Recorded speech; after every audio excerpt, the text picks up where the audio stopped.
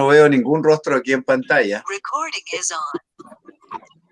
Eh, Nos alegramos, me alegro mucho, hermano, de saber que están ustedes ahí. Me alegro de ver esa reunión con los hermanos, esperando cantar juntos, alabar juntos al Señor, escuchar juntos la palabra. Así es que esta mañana voy a ejercitar mi fe, porque estoy compartiendo aquí y sin ver ningún rostro, pero no importa, hermanos. Les abrazo a la distancia. Tengo un gratísimo recuerdo de la visita que tuvimos con el hermano Mario Agua Contreras lo estás echando para acá, para el cuarto. hace unos años atrás y recibimos mucho amor en Venezuela, mucho amor de los hermanos. Recuerdo que llegamos a Valencia y ahí viajamos con el hermano Carlos y después llegamos a Boconó y allá nos estaban esperando los hermanos. Y cada día, cada reunión que tuvimos fue una bendición, una alegría.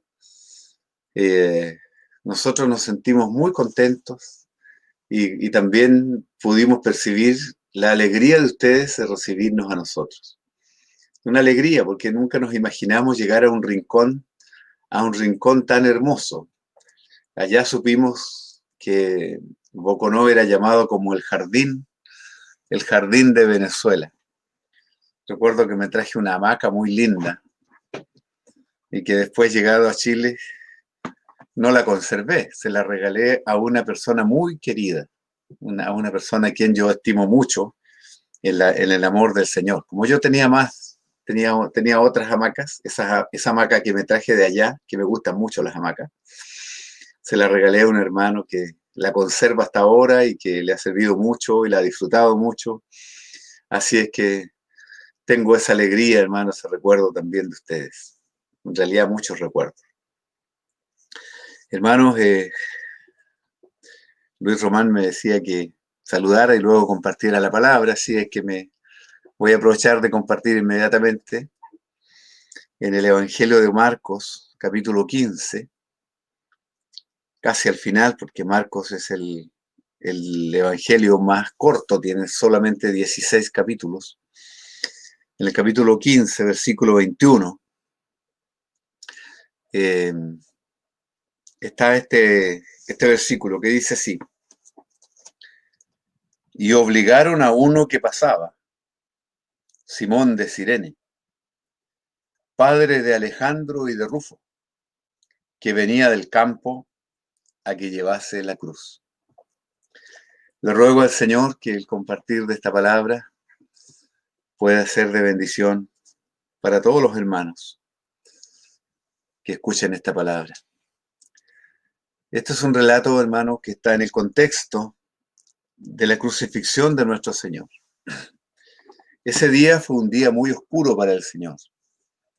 Un día que Él sabía, desde que Él tuvo conciencia, desde niño supo, que su misión era dar la vida por todos los hombres. Él había sido destinado desde antes de la fundación del mundo. Sabía que su destino al llegar a este mundo no era ser un hombre famoso, aunque es el personaje más conocido de la Tierra hoy. Ha influenciado los últimos 20 siglos de una manera notable, profunda, transformadora, pero él venía a dar su vida por nosotros. Él anunció que moriría y llegó el día. Ni la oración del Getsemaní, ninguno de sus ruegos, ni su comunión con el Padre, nada evitó que este día llegara. Si ustedes se fijan en Marcos capítulo 15, el capítulo 15, versículo 1, dice, sí, muy de mañana, habiendo tenido consejo los principales sacerdotes, con los ancianos, con los escribas y con todo el concilio, llevaron a Jesús atado y lo entregaron a Pilato. Ese versículo muestra lo terrible que fue ese día para nuestro Señor, porque ese es un día que comenzó muy temprano, querían resolverlo pronto, tal vez no durmieron esa noche, a primera hora de la mañana, muy de mañana. eh, dice que los principales sacerdotes, los escribas, todo el concilio, es decir, todas las autoridades religiosas se unieron con un solo propósito, de entregar al Señor. No habían rostros amables, no había una mirada amable. Nadie fue amable con el Señor. Y después lo llevaron donde Pilato. Y Pilato, que no consideraba que este era un hombre digno de muerte, porque no había cometido ningún crimen. Él decía, pero ¿qué crimen ha cometido? Pero finalmente, presionado por la multitud, eh, Pilato lo crucificó, lo envió a la cruz previo azote. Tuvo que ser azotado. En el versículo 15, capítulo 15, versículo 15, dice así: y Pilato, queriendo satisfacer al pueblo, le soltó a Barrabás y entregó a Jesús, después de azotarle para que fuese crucificado. O sea, no solo los rostros eran contrarios, de odio, de venganza hacia el Señor, todos unidos en su contra, sino que además de eso fue entregado a los soldados para ser azotado. Y qué terrible, hermano. Nosotros podemos solo decir el Señor fue azotado, pero esos azotes eran terribles. Le llegaban a despedazar la espalda, la carne al Señor. Y además de eso, después dice, capítulo 15, versículo 16 en adelante, después de haberle azotado, dice, los soldados le llevaron dentro del atrio, esto es, al pretorio, y convocaron a toda la compañía. Y le vistieron de púrpura, y poniéndole una corona tejida de espinas, comenzaron a saludarle diciendo, salve, rey de los judíos. Este era un saludo de una falsa humillación, era una burla, se burlaban del Señor. Y le golpeaban en la cabeza con una caña y le escupían. Y puestos de rodillas le hacían reverencia. Qué espectáculo, hermano. Qué indigno. Qué dolores, qué vergüenzas, qué humillaciones tuvo que sufrir el Hijo de Dios. Después de haberle escarnecido, le desnudaron la púrpura. Herodes le había vestido con un manto de púrpura, que en la mayoría de las figuras, de los dibujos que se hacen del Señor, aparece con un manto muy costoso que lo tuvieron que repartir, porque no quisieron dividir la tela esa, porque era muy valiosa. Se la repartieron ellos, echaron suerte sobre esa tela porque era valiosa. Lo desvistieron, lo desnudaron de la púrpura y le pusieron sus propios vestidos y le sacaron para crucificarle. Qué tremendo día fue ese. Como repito, hasta ese momento no había ningún solo rostro amable que pudiese rodear al Señor. Pero en el versículo 21 algo extraño ocurre. Dice, y obligaron a uno que pasaba. Era un día en que había una multitud, mucha gente había venido a ver la crucifixión. La crucifixión era algo absolutamente horrendo, hermano, horrendo. Y convocaba a la gente que por morbosidad muchos venían. Y también los que habían pedido que se crucificara, más todos los sacerdotes, todos los que se unieron en contra del Señor. Y obligaron a uno que pasaba, Simón de Cirene. Este Simón, de la ciudad de Cirene, venía, digamos, aparece mencionado en los tres primeros evangelios, en Mateo, Marcos y Lucas. Y si uno se quedase con la lectura de Mateo o de Marcos y también de Lucas, uno podría pensar que solamente que el Señor no llevó la cruz, que el Señor no cargó la cruz, que Simón de Cirene, este hombre, hizo el trabajo de llevar la cruz. Pero en el Evangelio de Juan, que es el cuarto Evangelio, aparece una cita en el Evangelio de Juan capítulo 19, versículo 17.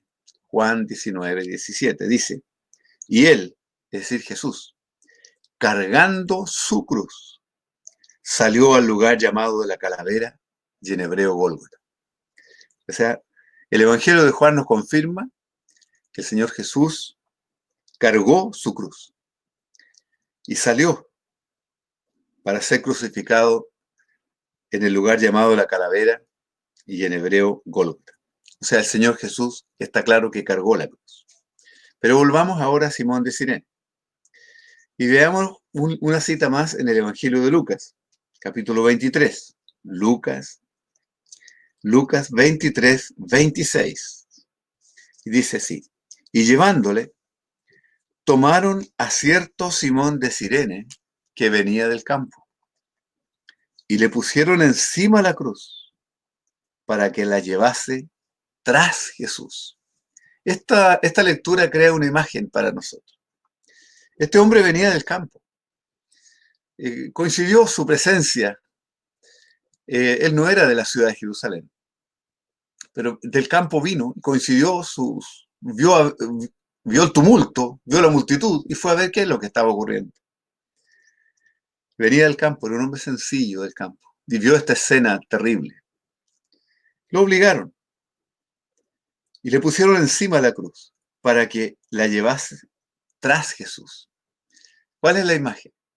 Simón de Cirene ve la escena, le ponen la cruz, ve a Jesús, seguramente vio el rostro de Jesús, y también dice que iba tras Jesús. Y finalmente regresemos a Marcos capítulo 15, el primer versículo que leímos. Lo leo de nuevo. Dice: y obligaron a uno que pasaba, Simón de Cirene, padre de Alejandro y Rufo. Aquí se agrega esta frase, hermano. Padre de Alejandro y Rufo, que venía del campo a que le llevase la cruz. Esto vamos a explicar por qué se menciona a estas dos personas aquí. ¿Quiénes eran Alejandro y Rufo? ¿Y por qué son aquí mencionados? Asociados con Simón de Cirene, el hombre que aparece para ayudar al Señor Jesús a llevar su cruz en el día de su crucifixión. Fue un día muy importantísimo para Simón de Cirene. Pero en Marcos agrega un detalle que no está en ninguno de los otros tres evangelios. Ni Mateo, ni Lucas, ni Juan dan este detalle, solo Marcos. Es exclusivo del evangelio de Marcos. Él supo que Simón de Cirene era padre de Alejandro y de Rufo. Es decir, él cuando escribió este evangelio, sabía que el evangelio iba a llegar a un determinado lugar donde estos dos hermanos eran conocidos. Alejandro y Rufo eran hermanos. Y estos hermanos eran hermanos de la iglesia, eran conocidos de Marcos. Y eran conocidos nada menos que de la iglesia en Roma. ¿Por qué decimos esto? Porque en el capítulo 16 de la epístola de Pablo a los Romanos, Romanos 16, 13, dice así: saludad a Rufo, escogido en el Señor, y a su madre y mía. No se nombra a Cirene, a Lucio, digamos, perdón, disculpen eso. No se nombra a Simón de Cirene, pero se nombra, es probable que cuando se escribió la carta a los romanos, Simón de Cirene tal vez ya estaba fallecido, porque se nombra al hijo y a la esposa. ¿Ya? Pero si unimos Marcos 15, 21, que Simón de Cirene era padre de Alejandro y de Rufo, y lo unimos con Romanos 16, 13, dice: saludad a Rufo, escogido en el Señor, y a su madre y mía. O sea, Rufo, el hijo de Simón de Cirene, era miembro de la iglesia en Roma, y junto a su madre servían al Señor, y era una mujer reconocida, y este era un hombre creyente. Ya, uniendo todas estas piezas, podría parecer un pequeño rompecabezas, ¿no? Son citas bíblicas de los 4 evangelios y más de la epístola a los romanos. Pero amados hermanos, pensemos por un momento en la imagen de Simón, cargando la cruz, siguiendo a Cristo. Le tocó a este hombre algo absolutamente único que ningún otro ser humano tuvo esa posibilidad de estar en el momento preciso en que el Señor iba a ser crucificado. Y él pudo cargar esa cruz y pudo mirar a Jesús.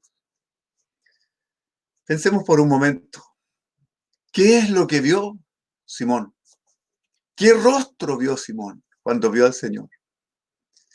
Vio un rostro golpeado, vio un rostro escupido, como vimos en el contexto.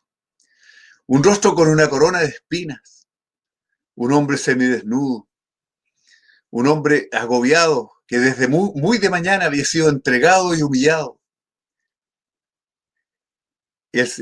Muchos de las personas que estuvieron con el Señor, previo a eso, y en los relatos de los evangelios, los mismos discípulos, por ejemplo, Pedro, Juan y Jacobo, cuando subieron con el Señor al monte de la transfiguración, ¿qué vieron? Vieron el rostro brillante del Señor. Lo vieron glorioso, junto a Moisés y Elías en el monte de la transfiguración. Hasta su ropa, sus vestidos se hicieron blancos. Fue una escena maravillosa del rostro del Señor. En otro momento, cuando el Señor hizo milagros, cuando reprendía a los demonios con autoridad, cuando sanaba a los enfermos, ellos veían un rostro victorioso, un rostro lleno de autoridad. Cuando el Señor les hablaba con amor, con maestría, cuando vieron al buen pastor, cuando vieron la luz del mundo, cuando vieron el pan vivo que descendió del cielo, cuando vieron al buen pastor que da su vida por las ovejas, cuando les hablaba, cuando les enseñaba, cuando les reprendía, vieron un rostro lleno de vitalidad, lleno de vida, lleno de autoridad y lleno de gloria. ¿Pero qué vio Simón? Lo que podemos decir, que lo que Simón de Cirene vio aquel día es lo más parecido a Isaías 53. De tal manera fue humillado, desfigurado su rostro y su parecer. No había en él hermosura, no había parecer en él hermosura, nada digno de ser seguido. Pero él vio ese rostro y tomó la cruz y fue detrás del Señor. A medida que avanzaba, él vio que estaba llevando la cruz, estaba ayudando, estaba mirando al Salvador de todos los hombres. Estaba mirando al Salvador que se entregaba incondicionalmente por la salvación de todos los hombres. Cuando tuvo que entregar la cruz, porque en el último tramo el Señor Jesús seguramente recibió la cruz, eso no se relata explícitamente, que le haya vuelto a tomar la cruz hasta subir hasta el último momento del lugar para ser crucificado. Pero esa cruz ya había tocado su corazón y lo cambió a él, cambió la vida de Simón de Cirene, un hombre sencillo del campo, un hombre que no era parte de los soldados, un hombre que fue obligado por los soldados, fue obligado y puesto en un lugar de un privilegio enorme. Estuvo cerca del Salvador. Fue el rostro amable que el Salvador vio ese día. Antes de ver el rostro desde la cruz, el rostro de su madre y el rostro de Juan. Qué día terrible, hermano. Pero aparece esta persona. Y esta persona ha sido reconocido y recordado porque quedó escrito en la Biblia, quedó escrito en el Nuevo Testamento. Desde que estas cartas fueron escritas hasta hoy, 2000 años, se hizo conocido este hombre sencillo, Simón de Cirene. Él pudo ver a Salvador y tenía un testimonio único. ¿Cómo le habrá hablado a su familia del Salvador que él vio? Esa escena lo transformó a él completamente. Ese encuentro con la cruz le cambió a él la vida completamente. Otra cosa importante que se puede decir de este varón es que no se registra ni una sola palabra que Jesús le haya hablado a él. Recuerden que el Señor Jesús desde la cruz dice: Padre, perdónalos porque no saben lo que hacen. En el camino, en una de las caídas del Señor, en uno de los momentos duros, Él le habla a unas mujeres que lloraban, o le habla a María, le habla a Juan desde la cruz. Pero a Simón de Cirene no le habla una sola palabra, no hay registro de eso. No le da las gracias, no le dice ninguna cosa. Este hombre fue convertido sin palabras. ¿Y por qué decimos que fue convertido? porque aparecen los frutos de esto. Pero ya hablaremos de eso. Hermano, qué tremendo cuando en estos días en que se dice que el mundo está bajo una pandemia, hay mucha gente que ha dicho después de esta pandemia seremos más solidarios, el mundo va a cambiar, vamos a tener un mundo mejor, el mundo va a cambiar, vamos a aprender a cuidarnos, a cuidar el ambiente, el medio ambiente, a cuidarnos unos con otros.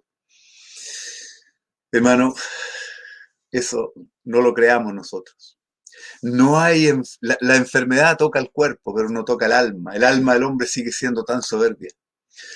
No hay sistema político que pueda cambiar al ser humano. No hay filosofía humana, no hay ideología humana que pueda cambiar el corazón del hombre. Solo la cruz de Cristo puede cambiar el corazón de un hombre. Y esto es lo que ocurrió con Simón de Cirene. Él cambió completamente. Este hombre, especialmente, como fue el día en que él llevó la cruz. Pero no es una idolatría por la cruz, no es que el madero, no es que ese trozo de madera, ese palo, lo haya cambiado a él, no, sino aquel que fue crucificado. Fue el crucificado en la cruz, el Cristo crucificado, quien lo transformó a este hombre y lo hizo a él una nueva criatura. ¿Qué cambio más grande? Él podía decir, seguramente él dijo muchas veces, el resto de su vida, yo cargué la cruz donde mi Salvador dio su vida por mí. Yo ayudé a mi Salvador a llevar esa cruz donde yo merecía morir, pero mi Salvador murió allí por mí. Y yo tuve el privilegio que Dios me concedió de llevar la cruz de mi Salvador donde Él murió. Y Él vio la escena completa. Vio la escena completa. Ahora, hermano, el mensaje es breve, pero es contundente. Porque si Marcos lo relata, después que ellos ya pasaron, él reúne la historia y se conoció la historia, seguramente este detalle lo conoció él, capaz, es probable que lo haya conocido del propio protagonista de Simón de Cirene, padre de Alejandro y de Rufo. Es fácil imaginarse, ¿no? Que él vuelve a su casa y habla a su mujer, habla a sus hijos, y debe haberse recordado todos los detalles. ¿Cómo les habrá hablado de la cruz de Cristo? ¿Cómo les habrá hablado del Señor Jesucristo crucificado? ¿De qué forma les habló? Que eso tocó el corazón de la familia. Simón de Cirene no aparece entre los apóstoles. No aparece como un evangelista, no aparece como anciano de alguna iglesia local. No es un hombre de renombre. Solamente se dice que cargó la cruz del Señor. Fue tras el Señor cargando la cruz del Señor y que era padre de Alejandro y de Rufo. Uniendo todas estas piezas, hermano, nos encontramos que este hombre, podemos decir de él, que no fue un hombre que le haya predicado a multitudes, pero ganó su familia. Y esa es la gran lección. No fue un predicador internacional, pero ganó a su esposa y ganó a sus hijos para el Señor. Pasado el tiempo, Saulo de Tarso se convierte. El Cristo resucitado se le aparece. Pasan los años. Surgen las iglesias en el Imperio Romano. El Evangelio llega a la capital del imperio, llega a Roma. La iglesia en Roma llegó a tener un firme, un tremendo testimonio. Se dice que Pablo murió allí. Surgió la iglesia, surgió la epístola a los romanos. ¿Qué epístola? Que es un legado para la iglesia de todos los tiempos, desde allá hasta acá. La epístola a los romanos es vital para nosotros. La iglesia en Roma recibió esa enseñanza. Y el día que se leyó esa carta, había una frase dedicada a un fruto de Simón de Cirene. Ahí estaba su hijo, Rufo. Y Pablo dice, saludad a Rufo y a su madre y mía. ¿Qué amor tendría esa mujer para los hijos del Señor y para los siervos del Señor? Que el apóstol la consideraba como una mamá. Me la imagino una ancianita, una mujer muy anciana, pero muy fiel al Señor. Y su hijo Rufo, fruto del ministerio de su padre, un hombre aprobado, un hombre creyente, un siervo del Señor, un hombre del cual se puede se puede decir, como dijo, cómo lo define Pablo. Dice esta frase de saludad a Rufo, escogido en el Señor. Amados hermanos, en estos días tumultuosos, en estos días difíciles, en estos días en que tenemos pocas conversiones en las iglesias, no es el día de grandes campañas, no es el día de un evangelismo masivo. Este es el día en que el lugar donde tú puedes evangelizar, donde yo puedo evangelizar, es mi propia casa. Que el Señor nos permita, si no podemos ganar una multitud, al menos ganemos a nuestros hijos y los abuelos que estamos aquí. Hermanos, ganemos a nuestros nietos, oremos intensamente por ellos. Los que estamos en la recta final de la vida, no tenemos otra cosa que hacer. Nosotros estamos privados de los placeres terrenales, estamos privados de muchas cosas. Nos queda un solo gran placer, y es pronunciar el nombre de nuestro bendito Señor. Que la cruz del Señor, que la obra del Señor haya tocado de tal manera nuestras vidas, que hablemos con nuestros hijos apasionadamente, que hablemos con nuestra descendencia, con nuestros nietos, y ellos vean en nosotros la luz preciosa del Señor y sean un fruto permanente. No hace mucho un siervo del Señor nos contó algo, que en Estados Unidos se había hecho una encuesta de cuál era el mayor fruto que permanecía en las iglesias cristianas. Y la conclusión de ese estudio es que hay convertidos porque llegaron solos, hay convertidos porque se ganaron en un esfuerzo evangelístico, o gente contactos que la gente contactó pero sumados todo eso, hay un número de convertidos que supera a todos los demás. Hay un número que permanece en la iglesia, que permanece, que se mantiene en el tiempo, en las reuniones de la iglesia que permanecen, y son los hijos de los hermanos. El mayor crecimiento del cristianismo, qué paradoja, no son las grandes campañas, sino que los hermanos se casan y tienen hijos, y los hijos y los nietos de los mismos hermanos permanecen y dan fruto para la gloria del Señor. Se instruye al niño en su camino, y aun cuando fuere viejo no se aparta de él. Hermano, ese es el mensaje que tengo para hoy. No estoy descubriendo un gran misterio del Apocalipsis. Estamos hablando hoy día de un hombre sencillo, de un hombre del campo, que la obra del Señor lo caló a él tan profundamente que llegó a ganar a su familia para el Señor. Y sus hijos eran de buen testimonio, porque habían conocido al Señor a través de esta experiencia, de este encuentro de Simón de Cirene con el Señor, y él tomó la cruz. Les invito, hermano, a nosotros también tomar nuestra cruz, negarnos a nosotros mismos, y que el Señor nos permita evangelizar a los que tenemos más cerca. Hermano, muchas veces los padres queremos que los hijos les vaya bien, que sean profesionales, ojalá, que les vaya bien en la vida, que sean personas exitosas en la vida. Pero hermano, esta vida es pasajera. Que les vaya bien a nuestros hijos, que les vaya lo mejor posible. Pero yo no me alegraré. Creo que el Señor quiere que nosotros nos alegremos por algo más grande que la profesión, algo más grande que los bienes materiales, más grande que los éxitos terrenales. Que nuestros hijos sean de Cristo, que nuestros hijos sean para la gloria del Señor, que eternamente, que el Señor nos dio hijos no para perdición, sino para salvación. Es muy triste, yo lo he visto en mi experiencia de más de 40 años de creyente, de siervo del Señor, porque yo estoy sirviendo al Señor desde el segundo año de convertido. Yo me convertí al Señor y al segundo año ya tenía responsabilidades en la iglesia, en un pequeño grupo de hermanos, que luego creció hasta lo que hoy día tenemos. Por la misericordia del Señor es todo aquello.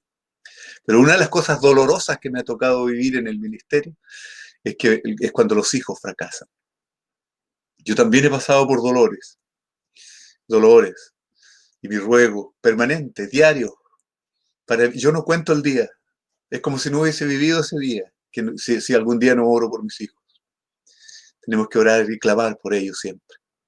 porque he visto el dolor de hermanos que las últimas veces que les vimos en reunión venían solos.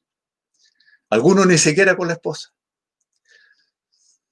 Y otros matrimonios permanecieron fieles, sí, por años, 20 años, 30 años. Y están ahí. Pero sus hijos, ninguno está. Y eso es un dolor. Bienaventurados los padres que tienen a sus hijos o a todos sus hijos sirviendo. Felices ellos que pueden llegar con sus hijos y convirtiéndose en la familia completa. Qué lindo fruto, qué alegría más grande. Porque existen estos dos contrastes. El Señor tenga misericordia de aquellos padres cuyos hijos no están caminando. Que el Señor los traiga de vuelta, que tengamos una ganancia grande, un gozo doble, porque se están convirtiendo al Señor los que tuvimos en brazos, las madres que tuvieron a sus hijos en sus vientres, que eso, tengan que experimentaron un nacimiento, tengan un nuevo nacimiento con el Señor, que tengamos esa doble alegría, todos. Que el Señor tenga misericordia de los hermanos y de las familias que han perdido a los hijos, que se han ido al mundo, que se han alejado. Que el Señor los traiga de vuelta. Toque sus corazones y ellos sientan que tienen que volver al hogar, no solo al hogar de los padres, sino al hogar que es la iglesia. Vuelvan a Cristo. En estos tiempos difíciles, el Señor llame a sus hijos y los restaure a todos y consuele profundamente el corazón de todos los padres. Oro por mis hermanos venezolanos. Le ruego al Señor por los que permanecen en Venezuela. Y sus hijos se han tenido que ir. Y algunos están en el fin del mundo. Algunos los hemos recibido y los hemos acogido aquí con amor. Les hemos ayudado, les hemos socorrido con el amor del Señor. Oro por ustedes que permanecen en su país y que desde allá tienen que orar sin saber. También he sabido de familias venezolanas que han sufrido mucho. Me parte el corazón ver a venezolanos atajando los autos en los semáforos, pidiendo una ayuda a la gente. Y también el Señor nos libre, porque hay personas que se aprovechan de esa situación. Hermanos, ruego por los venezolanos dispersos en el mundo y que están en todos los países. El Señor tenga misericordia de todos ellos. Pero por sobre todas las cosas, que estos dolores que a ustedes les toca vivir hoy día como nación, les conduzcan a los pies del Señor. El único que cambia las vidas es el Cristo crucificado. Y a nosotros nos ha cambiado para la gloria suya. El reino del Señor no es de este mundo. No son las causas políticas lo que tiene que apasionar al ser humano, o al creyente, al Hijo de Dios, al cristiano en este tiempo. Lo que tiene que apasionarnos a nosotros es el Cristo que murió por nosotros. Porque su reino es un reino eterno que no tendrá fin. Y un día nosotros, conforme a la profecía de Daniel, recibiremos un reino que no tiene fin. Todos los reinos de este mundo caerán. Todos los imperios serán destrozados por la piedra que viene del cielo.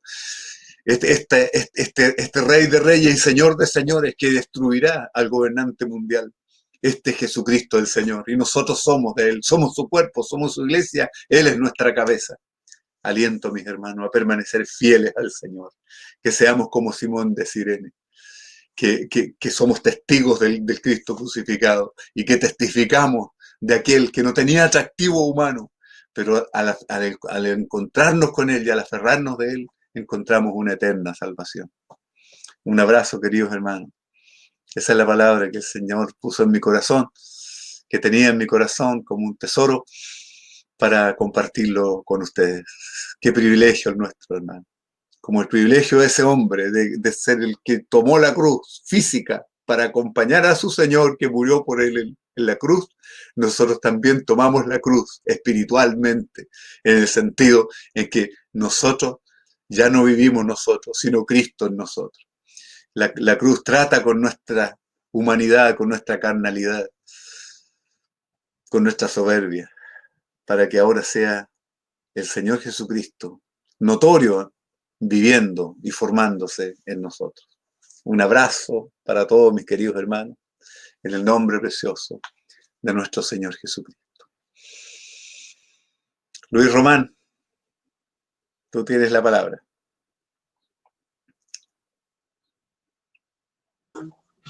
Damos gracias al Señor, la palabra que nos ha traído